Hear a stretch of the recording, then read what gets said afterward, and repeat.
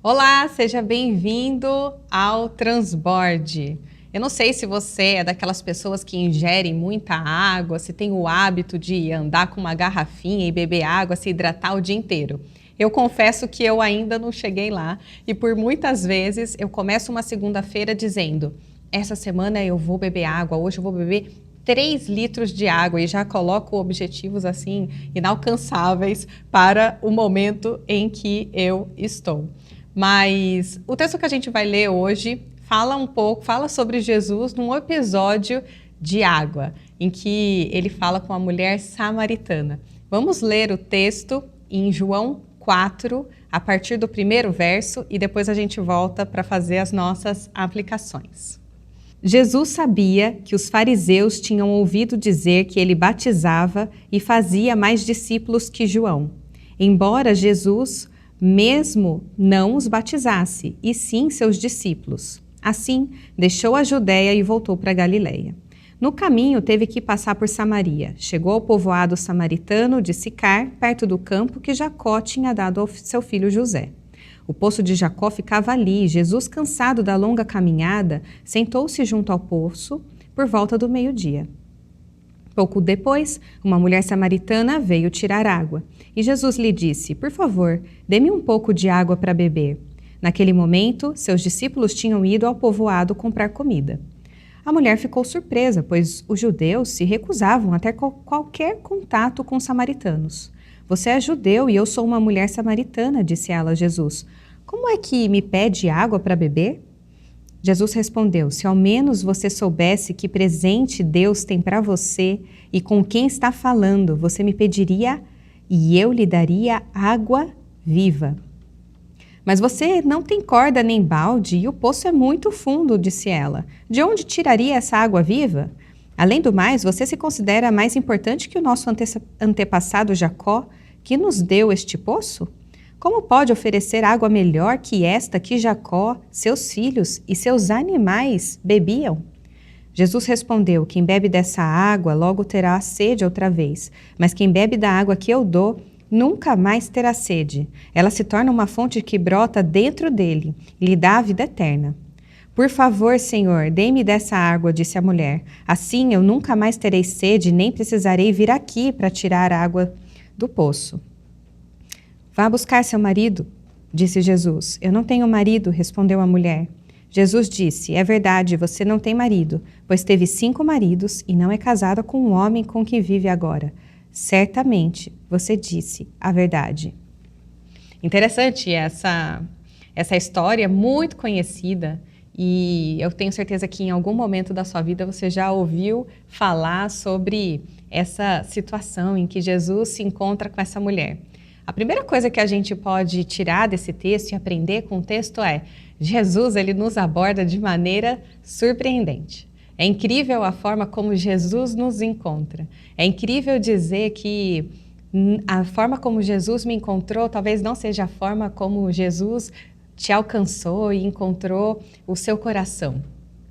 Jesus, ele usa formas do nosso cotidiano, coisas do nosso dia a dia. Ele não aparece simplesmente no nosso quarto e diz: ó, minha serva, né? Como muitas vezes a gente vê em filmes ou talvez em estereótipos quando a gente pensa em Jesus. O nosso encontro com Jesus, ele pode ser nas nossas tarefas mais cotidianas, naquilo que a gente mais está acostumado a fazer, e não necessariamente algo surpreendente. Bom, eu quero te convidar a olhar para o verso 10, porque Jesus diz assim: Jesus respondeu: se ao menos você soubesse que presente Deus tem para você e com quem está falando, você me pediria e eu lhe daria água viva. Jesus vem ao nosso encontro, Jesus nos encontra, Jesus aparece para nós, e isso é uma verdade que transforma o nosso coração.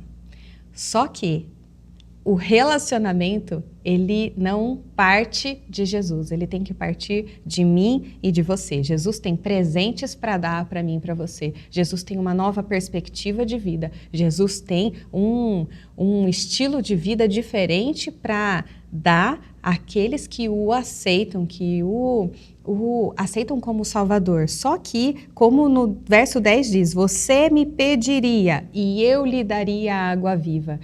O relacionamento com Jesus parte da gente. Nós temos que o buscar. E o transborde talvez seja uma maneira de te ajudar a buscar o Senhor Jesus, a buscar, a ter o relacionamento com Ele, aprofundar o seu relacionamento com Jesus.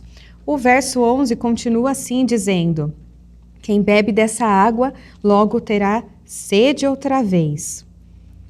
Mas quem bebe da água que eu dou nunca mais terá sede, se torna uma fonte que brota dentro dele e lhe dará vida eterna. E a mulher continua: me dá essa água, você não tem, na verdade, corda nem balde e o poço é muito fundo. Ela responde assim: eu não consigo entender, Jesus. Que água viva é essa? Que fonte eterna é essa? Para mim está confuso. Quando a gente começa a estudar a palavra de Deus, quando a gente começa a se relacionar com Jesus, muitas vezes a gente não entende o que a gente lê na Bíblia, a gente não sabe muito bem como fazer, como se relacionar com Ele. E é assim mesmo. Mas ao começar a estudar, começar a dedicar o seu tempo, eu tenho certeza que as coisas vão ficar mais claras e o seu relacionamento com Deus vai começar a ser mais profundo. Ao final do texto, ela diz assim, ele diz que ela sai para o povoado, essa parte a gente não leu, você pode continuar a sua leitura depois. Ela sai para o povoado dizendo: olha, eu acho que é o Cristo, porque ele disse verdades ao meu respeito. Ou seja, aquela mulher não somente começou a ter o seu relacionamento com Jesus, mas passou a anunciá-lo. E essa é uma verdade para mim e para você. O ID de Jesus é exatamente esse. A gente começa a se relacionar, mas a gente não guarda Jesus para a gente quer anunciar, a gente tem sede de falar sobre esse Jesus que muda a nossa vida. E falando em mudança, Jesus questiona ela, vocês viram no texto? Cadê seu marido? Você já teve 5? E agora com que você está não é de verdade o seu marido? O nosso relacionamento com Jesus, primeiro ele começa a dar uma perspectiva diferente. Ele apresenta um novo olhar, ele nos dá um estilo de vida. E depois, quando a gente inicia o nosso relacionamento e a gente dá espaço para Jesus, ele começa a mexer com o nosso coração, ele começa a mostrar para a gente os nossos erros e falhas, ele começa a mostrar para a gente, a confrontar os nossos pecados. Porque o convite dele é para que a gente diminua a nossa autoridade sobre a nossa vida e comece a dar espaço para que ele reine no nosso coração.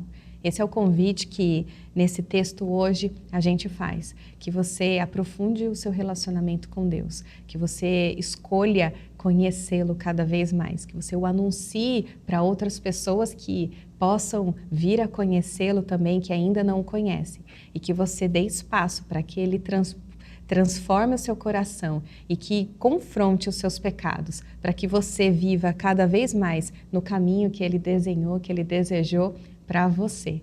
Eu desejo que essa semana você consiga colocar em prática isso que a gente estudou hoje e que ao final desse encontro você feche os seus olhos fazendo uma oração de entrega a Deus, pedindo ajuda para Ele, para que você se aprofunde e crie laços cada vez mais fortes com o autor da vida, com o Senhor do seu coração. Até mais!